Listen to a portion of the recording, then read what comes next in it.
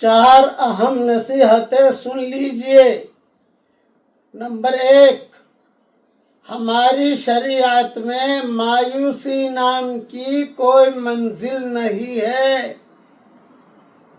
Number 2،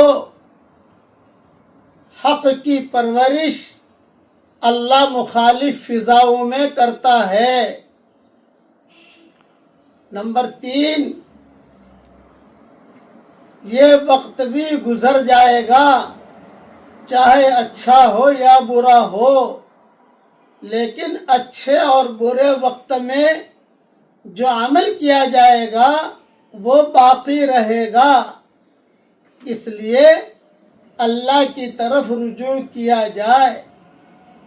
number 4، حسبنا اللہ ونعم الوکیل، حسبنا اللہ ونعم الوکیل، اٹھتے بیٹھتے خوب پڑھنے کا اہتمام کیجئے۔